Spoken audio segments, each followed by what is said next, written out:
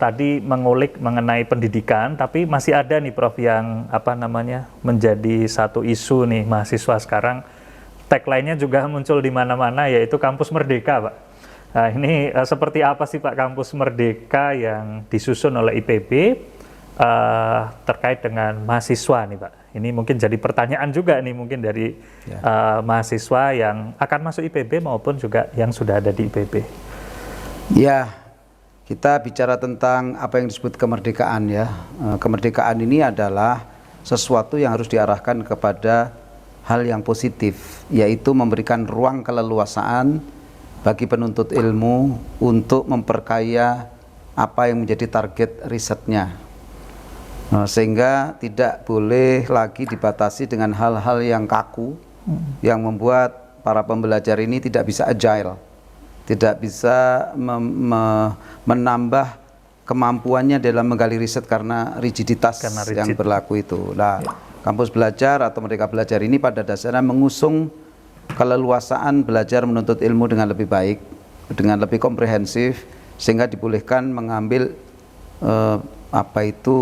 pengetahuan tidak hanya dari pertatap muka, bisa dari event-event yang dimana dia bisa menunjukkan prestasinya, menggali sesuatu, misalnya PIMNAS atau suatu kompetisi nasional internasional yang dia bisa mengembangkan sesuatu, itu bahkan lebih tinggi dari skripsi loh, karena yang menilai kan orang luar, bukan hanya orang dalam, jadi bukan jago kandang itu.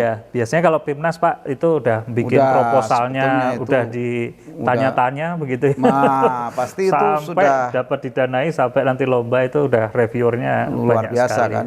Nah juga mereka bisa mengambil tidak saja mata kuliah yang disediakan di suatu unit kerja, tapi bisa di luar unit kerja yang ada, misalnya fakultas, departemen, bisa juga bahkan di luar institusi yang sudah ada kesepakatan. Nah ternyata ini sudah diatur oleh pemerintah dan perguruan tinggi yang semuanya serentak merespon kepada adanya konsep kampus belajar Merdeka Belajar ini, sehingga mereka tidak menyulitkan mahasiswa untuk nanti mengambil target mata kuliah yang enrichment course tadi untuk ke tempat lain. Di luar negeri juga boleh. Nah, ini yang paling enak. Tapi pengikatnya apa? Supaya bebas itu pengertian bebas tersistem. Harus ada kesesuaian dengan learning outcome. Jadi kontraknya learning outcome tidak dilanggar. Itu aja. Intinya sih sebenarnya kalau saya rasakan Pak, jadi di IPB itu sudah lama sebenarnya Merdeka Belajar itu. Sudah. Karena artinya secara ini ya, secara pelaksanaan kayak misalkan mayor minor, kalau konsepnya mayor minor ya kita boleh ngambil dari program studi lain. Kemudian saya lihat sih ada juga yang tadi saya sampaikan bahwa ada mahasiswa ke luar negeri ngambil kuliah di sana selama beberapa bulan selama memenuhi kredit yang ditentukan IPB itu bisa dikonversi Pak. Gitu. Cuman memang belum terstruktur mungkin secara nasional begitu Pak ya. Sehingga ini menjadi payung itu. Ya betul, ya. Dan itu juga masih dalam konteks yang terbatas, masih di institusi yang sama. Sekarang kan bentuknya tidak hanya kuliah, tapi event-event juga bisa. Boleh, ya. Yang di credit earning, dia menghadiri suatu conference, ya, kemudian atau suatu training yang ada waktunya yang bisa ditransfer menjadi kredit earning conversion tadi, itu bisa sebagai media pembelajaran juga. Itu Pak. Itu bedanya. Ya seperti magang di industri ya Pak ya. Sebagai contoh itu juga nanti bisa masuk.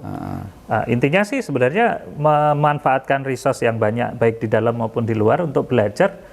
Tapi karena waktu kuliah itu terbatas ya Pak, 4 tahun begitu. Kan nggak mungkin kalau meninggalkan kuliah 6 bulan keluar tanpa diakui kreditnya. Nah itu salah satu keunggulan Merdeka Belajar. Ya, jadi banyak memberikan keleluasaan. Tidak harus dengan tatap muka yang 14 kali itu Pak. 14 kali. Ya, tapi tentu ini topik menarik Pak, Merdeka Belajar. Dari secara pribadi berarti Pak Kudong mendukung nih Merdeka Belajar. Saya sangat mendukung karena tadi itu sifat ilmu ini kan sangat plastis Pak. Ilmu ini kan semua, apapun ilmu pasti datang dari yang menciptakan alam semesta, diilhamkan ke manusia.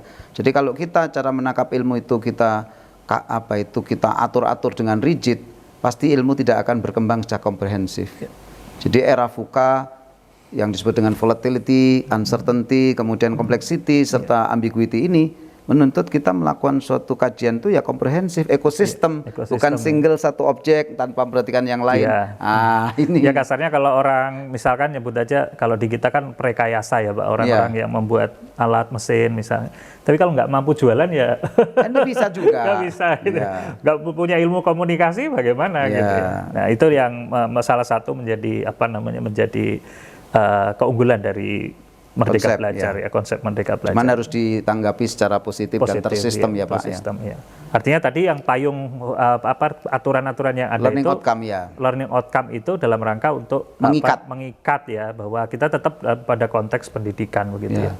Nah pesan Bapak misalnya kalau ini kan sekarang eranya ini era bebas nih Pak, ini dalam Merdeka Belajar seperti itu apa sih yang harus dipegang oleh mahasiswa Pak? Yang Bapak pesankan kepada mahasiswa? Iya, jelas di dalam era informasi yang amat deras ini, mahasiswa harus mempunyai kemampuan memilih dan memilah.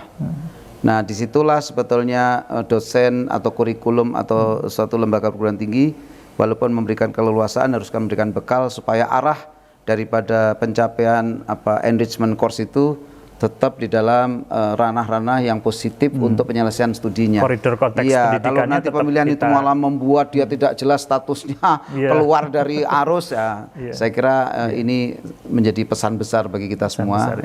Jadi tetap harus ada sinergi tadi Pak ya. Ya, harus ada arahan-arahan direction yang dan baik. Juga institusi tentu saja dalam hal ini konteksnya mungkin dekanat seperti itu ya. Dan ada evaluation tools Pak. Yang melihat mahasiswa itu masih on the right track gitu. Itu penting itu. Itu penting. Ya, evaluasi pendidikan. Baik, saya kira menarik Pak pembicaraannya mengenai Merdeka Belajar, tapi kita akan masuk di segmen selanjutnya Pak, karena waktunya juga terbatas di podcast ini, waktu Pak Kudang sangat sibuk, jadi kita coba nanti akan menggali terkait dengan penelitian dan pengabdian masyarakat dalam satu segmen.